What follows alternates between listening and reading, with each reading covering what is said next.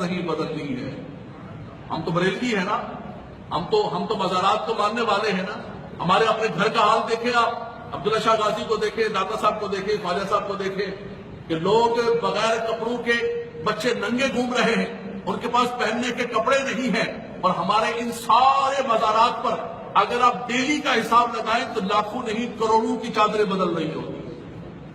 سر کا چادروں کا دھندا, وہی بازار میں گئی وہی واپس آ گئی, وہی بازار میں گئی وہ. اس کو ہم نے بریلویت کا نام دیا ہوا ہے, اس کو ہم نے بزرگان دین کی محبت کا نام دیا ہوا ہے, اس کو ہم نے سنیت کا نام دیا ہوا ہے. اعلیٰ حضرت امام اہل سنت لکھ رہے ہیں, جن کو اپنا امام مانتے ہیں, جن کا کلوس بنا رہے ہوں گے, لنگر رضوی کھا رہے ہوں گے, وہ کہتے ہیں کہ جب تک ایک چادر پرانی ہو جائے نہ ہو جائے اس وقت تک چادر نہ بدلے. ہم کہتے نہ حضور نہ, ہم نے تو وہی کرنا ہے جو ہمارا من ہے.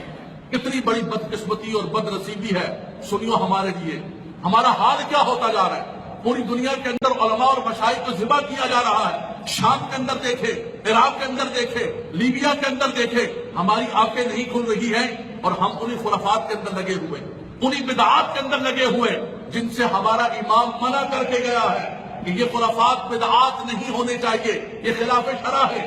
ہم نے گلے لگا کر اعلیٰ حضرت امام اہل سنت سے پوچھا گیا کہ حضور مزار پر حاضری دیتے ہیں, کیسی حاضری ہونی چاہیے؟ فرمایا کہ فاصلے پر کھڑے ہو جائیں, فاتحہ پڑھیں, مزار والے کو اشارے ثواب کریں اور دعا کریں. کہا حضور یہ جو مزاروں کے ارد گرد لوگ طواف کر رہے, فرمایا طواف بالکل حرام ہے.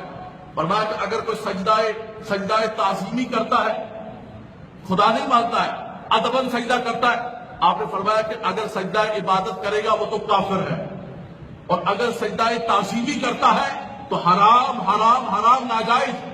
اس کے حضور نہ سجدہ تعبدی نہ سجدہ تعظیمی, محبت سے بوسہ لے رہا ہے, چوم رہا ہے. آپ نے فرمایا کہ احمد یہ ہے کہ قبر کا بوسہ بھی نہ لیا جائے. یہ بھی گھر کی تعلیمات نہیں, اپنے امام کی تعلیمات بتا رہا ہوں, سنو.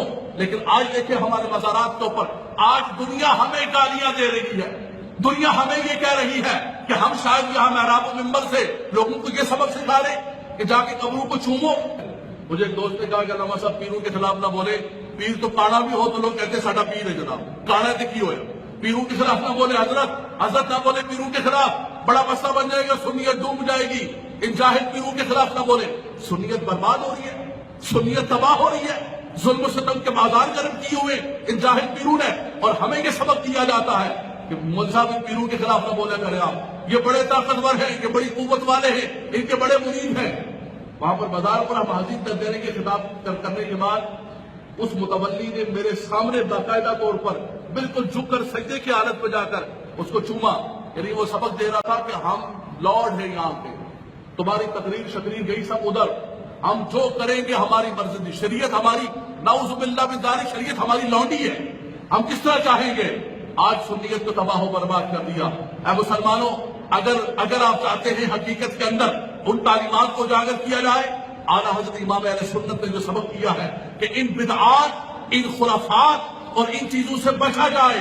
آج جو چادروں کے دھندے مزارات پر ہو رہے ہیں, جو مخلوط مزارات پر دھندے ہو رہے ہیں, خدا میں نوجوانوں سے کہوں گا, نکل کر کردار ادا کرو, نکل کے بتاؤ کہ سنیت کیا ہے, اعلیٰ حضرت کی تعلیمات کیا ہے. ان جاہل پیروں سے اور اس سے ہمارا کوئی بھی تعلق نہیں ہے. حضور نجیب میاں صاحب تشریف لائے مہارانہ شریف سے, مجھے فرمانے لگے کہ مجھے پتہ چلا ہے کہ چادروں کے خلاف تقریریں کرتے ہو آپ, اور میں کہ اللہ تعالیٰ آپ کی مدد کرے, میں بھی ہندوستان کے اندر یہ کام کر رہا ہوں. میں گدی نشین ہوں, میں ایک پیر ہوں, اعلیٰ حضرت کا پیر خانہ ہے, لیکن حقیقت یہ ہے کہ اعلیٰ حضرت کی تعلیمات کو بحمداللہ تعالیٰ وہ اجاگر کر رہے اور بتا رہے ہیں کہ یہ چادروں کے دھندے پیری مریدی نہیں ہے, جو مرد و عورت کا اختلاط, یہ قبروں کے بوسے, یہ قبروں کے طواف, یہ موم بتیاں, یہ اگربتیاں, یہ میتوں کے کھانے, یہ سنیت نہیں ہے. اس نے سنیت کو تباہ و برباد کر دیا ہے.